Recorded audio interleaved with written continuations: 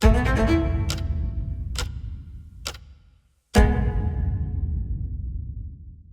the Mutual Broadcasting System, this is STRAT, Strategic Risk Assessment Talk. Now, retired Marine Intelligence Officer and globally recognized risk expert Hal Kempfer.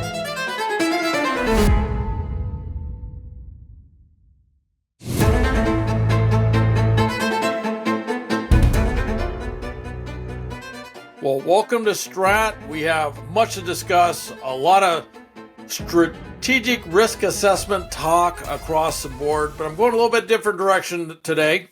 I'm not going to spend as much time certainly talking about Lebanon or the Gaza Strip, and certainly I will reference Ukraine, but it's going to be probably in a different context. What I'm going to really talk about is some of these big changes that are taking place, and certainly the enhanced risk being faced to U.S. foreign policy, U.S. interests around the world, and certainly our European partners, first and foremost, by this Russian reliance expansion into this area of hybrid warfare, which took a really big twist over this last week, and I'm going to talk about that. But let me talk about Syria's serious situation, and that is that a couple weeks ago, we suddenly saw this group, Hayat Tahrir al-Sham, HTS, basically breaking out of its enclave in up around Idlib, up in northeastern Syria, and basically sweeping in and taking Aleppo, which at one time was actually the largest city in Syria, now is the second largest city, sweeping through Aleppo, sending Assad government forces careening back south, and then sweeping down, taking Hama, which is another significant city, headed south, and now either in Homs or on the outskirts of Homs. It's not quite clear where they are. But with that said, Syrian government forces are withdrawing from positions all around the country. Kurdish, primarily Kurdish forces in the east are making gains. There's Turkish-backed forces in the north making gains. And there's even another insurgent force in the south, completely disconnected to all the above, which is making gains near the Jordanian border. Fascinating to see how quickly things have shifted for the Assad government across the board. The Russians, which have a huge presence there, the Iranians, which have a huge presence there, to include combat formations, Russian military aircraft have been absolutely crucial to keeping Assad government propped up during its civil war and since then. And the same thing with the Iranians on the ground. Both of those countries have told their personnel, pull out, get out of there. The Russians actually told their personnel that they need to basically get any commercial flight or whatever they can and get out of the country as quickly as possible. The Russians have a couple of major bases that they've been pulling their forces out of. It is stunning. Jordan, right next door, has told its personnel they need to get out of Syria. In other words, the Syrian civil war just went on a hyperdrive, except this time, nobody's betting on Assad being able to withstand what's coming. In fact, it's widely reported that members of Assad's his immediate family and those further out from that have fled, and his wife and kids may be in Russia right now. He's basically staying in place, but it's just an amazing turn of events that's taken place in Syria. President-elect Donald Trump has said that the U.S. should avoid engaging militarily in Syria, in light of this really resurgent insurgency, if you will, this offensive. That in some cases there are reports out that they have some elements have gotten as far south as the suburbs of Damascus, which is truly, I think that that's the case, at least at this point. That may, and over time, I think things are moving so rapidly, this may shift. And we saw how fast things moved with the Taliban over in Afghanistan, so I don't rule anything out. But basically what Donald Trump is saying on social media is this is not our fight. And to this point, Trump has not said really much about what's happened. It's gone on for quite some time. When he said this, he was over in Paris, a meeting with President Macron, Prime Minister Macron of France. President Zelensky had flown in from Ukraine and other world leaders for the reopening of the Notre Dame Cathedral. So basically, which is true, he argued that Syrian President Bashar Assad does not deserve any U.S. support to stay in power. And certainly if you look at Bashar Assad and all the rotten, evil, horrible things that he's been involved in, one of the world's truly most brutal dictators, if you will, that's true. But then you have Mohammed al-Jamani, who is the head of HTS, and he is a true piece of work. He was actually in U.S. custody in Iraq during the Iraq War. He was released, and then basically acting in concert, almost as an emissary to al-Baghdadi, the founder, if you will, of ISIS, who had declared himself the caliph of the ISIS caliphate. In other words, the head of the new Muslim empire or Islamic empire. He was sent off to Syria. And when he got to Syria, he stood up a new organization, which was basically, at that time, it was Al-Qaeda, and this was expanding into Al-Qaeda of Syria, which then became the Al-Nusra Front, and the Al-Nusra Front became the nucleus of what is now HTS. Now, HTS is not just that Al-Nusra Front entity. There are other militias, if you will, other resistance groups, anti-Assad groups that have glommed on to HTS.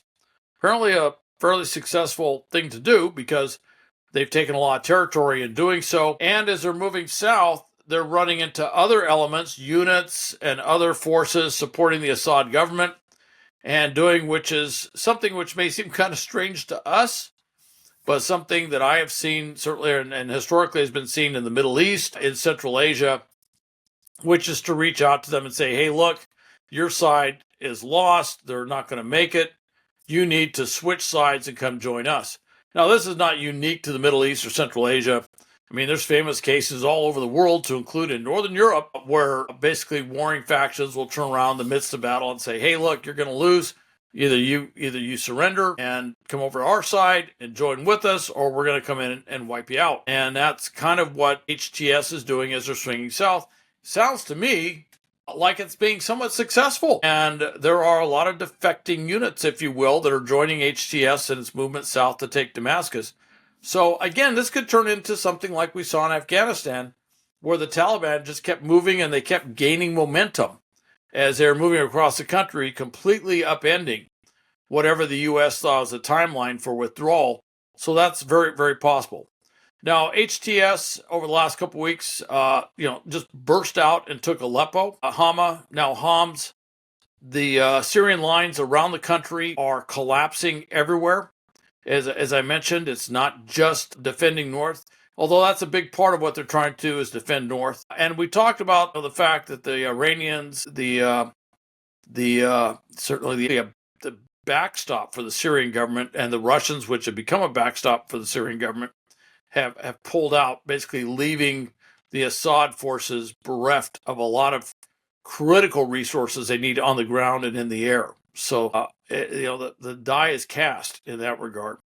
Now, Tartus Naval Base is on the coast. It's on the Mediterranean coast. Obviously, it's a naval base. That kind of implies that. However, if you look at Russia, since the end of the Cold War, they have not had a great naval presence in the Mediterranean.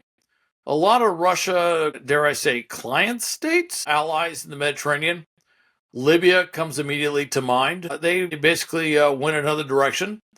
Russia really can't use them as a basing area. And so Syria has become very important. Syria has become very important as Russia has expanded its presence into the Sahel region of Africa. They look at, Syria provided these key bases where they can flow personnel in and out of. The other one is Khmeimim Air Base, which is near Tartus. And both of these bases are right in that Mediterranean coastal enclave.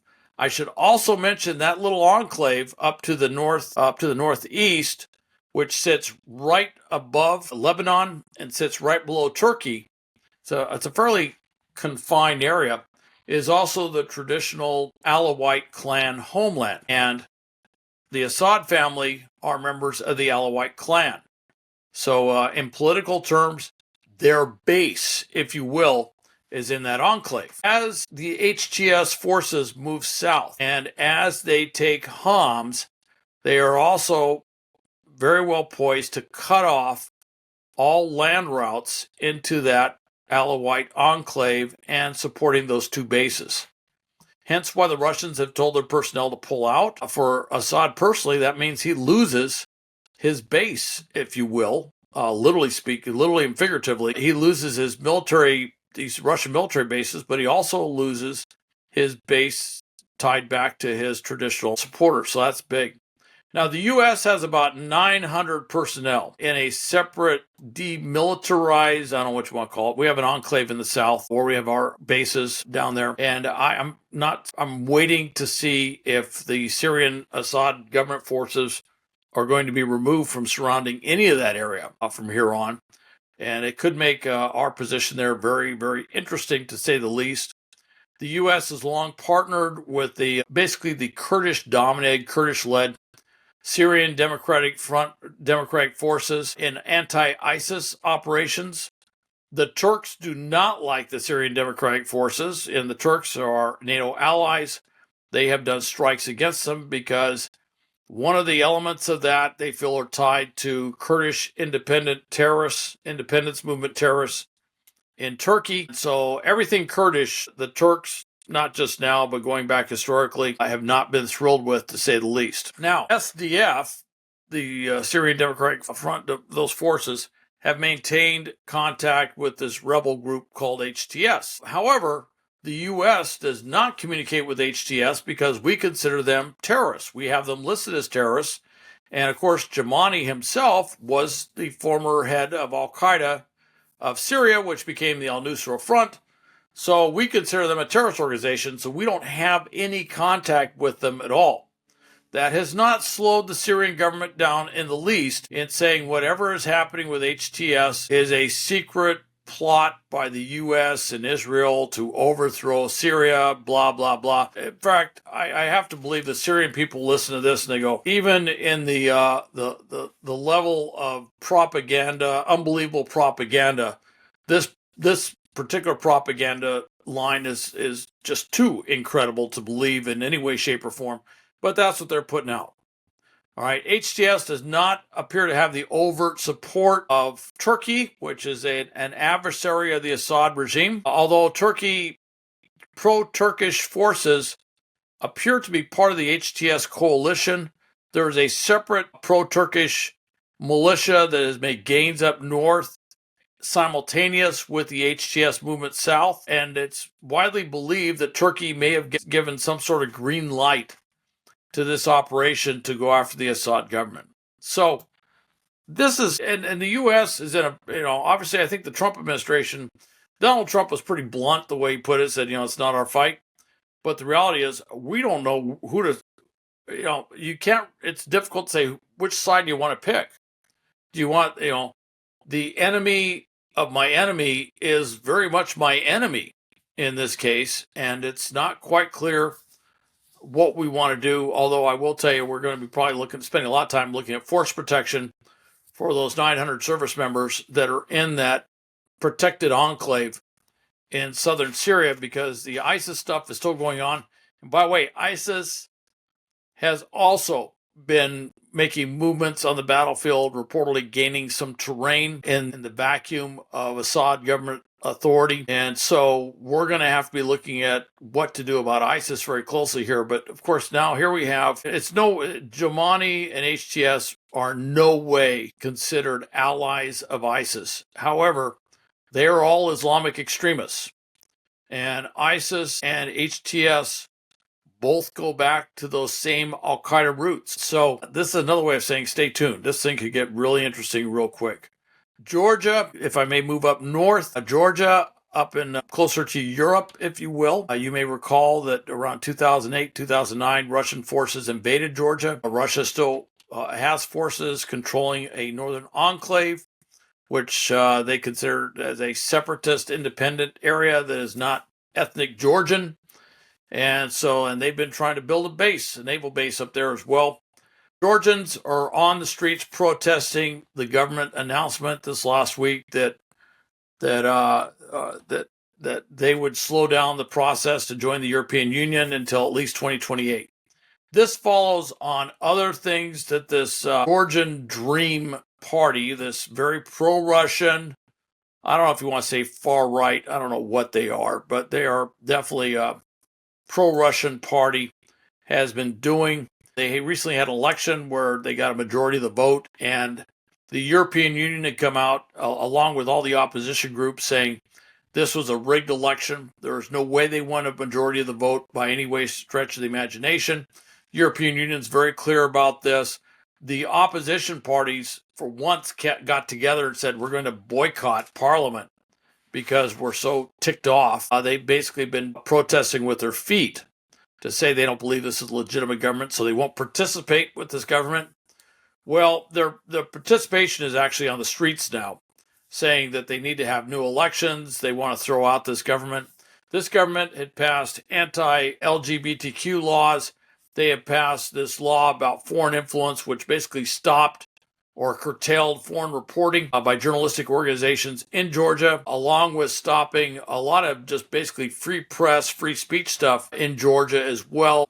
And basically, it looks like they're trying to impose an authoritarian type of regime, sort of like Russia in Georgia. And the Georgians, the majority of the Georgian people want nothing of it. And so they're out there protesting. It's been going on for days and days and days. And it's really getting a lot of attention because it's looking like some things that we have seen in past years. It's looking like some things that we saw with Ukraine. If you want to go back to the Euromaidan protests of 2013-14, where Ukraine kind of threw out a pro-Putin, pro-Russian crony that was trying to basically push against any Western affiliation, push against Europe as a whole, and to swing Ukraine back to the Russian orbit and Putin's direct control. And they'd had it with that. And they were successful. They kicked him out. And then, of course, shortly afterwards, you saw the invasion of little green men.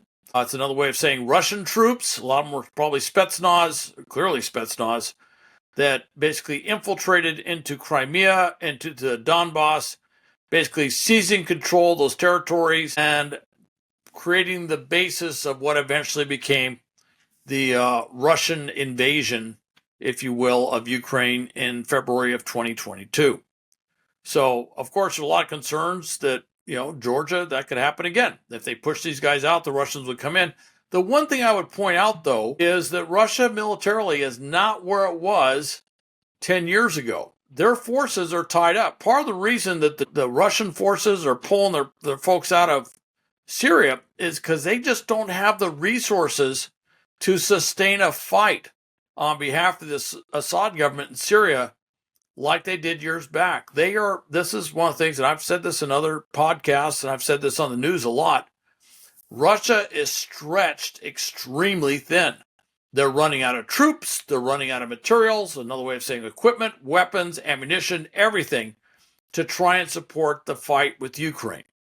Ukraine has really taxed them, and most who've looked at the actual statistics of the Russian economy believe that Putin's economy, the Russian economy, is essentially going to collapse sometime in 2025, probably towards the latter half, unless something dramatic changes, simply because they can't sustain the war. And it could collapse. In fact, it may be in much worse shape than most people realize right now. So there's huge implications for this. It's to be seen as far as what will exactly happen regionally. But if they can throw them off, really throw the Russians off, there's a possibility of fast-tracking Georgia coming into the European Union and then possibly fast-tracking them back into NATO, although there's a lot of skepticism how fast they could ever come back into NATO. A lot of things would have to change for that to occur, but that's big. Georgia's president, Salome Zurabishvili, is basically talking about how this could be Georgia's Euromaidan or Maiden protests, and actually pointing towards that period of time when a former Soviet state truly threw off all that Russian influence. Of course, some will say, yeah, but then Russia invaded. But the situation on the ground is different. The situation militarily is different, and Russia doesn't have the same resources that it has to do stuff like this. Romania is another place where we saw something rather dramatic. There was a influence operation or a political influence operation funded, backed by, coordinated, synchronized by Russia. The Romanian intelligence services actually released intelligence, declassified intelligence for their version of the Supreme Court to review. And this recent election, where this very small minority party, I think they were getting like 1 to 3% of the vote, all of a sudden ended up getting 23% of a vote in a plurality election, which basically this very extremist, very pro-Putin, kind of conspiracy-oriented candidate, Călin Georgescu, who is very much in the pro-Putin, pro-Russian orbit, and I should mention that Romania is a key NATO ally, was suddenly in a position where he could potentially move in there. Well, they found this surge of influence operation stuff to include this massive onslaught on TikTok, hence why I think it was synchronized. But on TikTok was all part of a Russian plot, and the Supreme Court looked at what the Russians had done to back that, and they threw out the election. They said they'll have another election in March. Interestingly, some of the opposition parties were criticizing what the Supreme Court did, which was a bit of a head scratcher, which is they just did something that actually helps you politically. I'm not a little confused about that, saying, oh, they should have tossed out the elections. But the bottom line is there's been pushback on that. You're seeing pushback in Romania against Russian influence operations, pushback in Georgia on influence operation. And it kind of goes to what I talked about in my last podcast, which is this hybrid warfare thing that you may have seen in the news. There was a DHL aircraft that crashed up in Lithuania, in Vilnius. Nobody knows for sure if that was a Russian sabotage plot, but there had been early reports of Russian sabotage plots, putting incendiary devices at DHL facilities in Great Britain and in Eastern Europe. And there have been a number of these recent bomb scares, incendiary plots, actual arson attacks and stuff throughout Europe. There's been drones spotted near joint U.S., UK air bases in Europe. No one's quite sure where those are coming from. There was an explosion of weapons manufacturing plant in Wales. Telecommunications cables were severed in the Baltic Sea multiple times. This last one tied to a Chinese ship, although for some reason the Finns are saying they think it was accidental. I don't know where the Finns came up with that, but we'll wait and see. But just a lot of stuff going on. And of course, television satellites being disrupted and damaged, messing up programming throughout Europe, tied to Russia. A defector that was flagrantly gunned down in Spain, a Ukrainian defector who was living kind of incognito, although he was, I got to tell you, somebody failed to brief him or make sure he was doing stuff that he was supposed to do correctly. But that was clearly a Russian plot, probably GRU assassins that went in there. And then the plot to assassinate Germany's CEO of Rheinmetall, the largest manufacturing plant. In other words, this Russian hybrid stuff, whether it's going after elections, going after corporations, going after supply chains, critical infrastructure, iconic cultural things, whatever it is, has gone on overdrive across the board. And there's one thing that we need to look at. I don't think we need a Russian hybrid warfare version of 9/11 to get our attention. I would think that, if anything, what's just happened, and certainly the invasion of Ukraine, should be a wake-up call and a half to say, look, we have got to get more assertive, more tuned in on this, and we've got to have a sort of almost 9/11, post-9/11 style response to deal with this hybrid warfare. And it's not just Russia. We got Iranians running around with plots to do terrorist attacks and assassinations here in the U.S. We got the Chinese just did probably one of the biggest telecommunications cyber attacks, I think the biggest in history, aimed at debilitating the United States, intercepting data, telephone calls, texts, whatever. This stuff is nonstop. And the four main countries involved, Russia, China, North Korea, and Iran, this some are calling it the new axis of evil, if you will. We have got to wake up and understand that this poses a threat that is as great or greater than Al-Qaeda ever posed to the United States, and we've got to basically incorporate that in how we're responding to it. So I'm going to leave you with that across the board. It's been a very full discussion today, a lot to ponder, a lot to think about. And thank you for taking the time to listen to STRAT. And I just want to say, as we're coming close to Christmas, you may remember my co-host, Mark Mansfield, passed away suddenly, unexpectedly, obviously tragically, last Christmas. And it's a time for a very sad remembrance. A remembrance, so where we celebrate a life well lived and a contribution to many, his family, his friends, but the business community as a whole, and society, if you will. But also a sad remembrance that he's not here today to actually be part of this discussion. So anyway, with that, wishing you a wonderful holiday season, and thanks for listening to STRAT.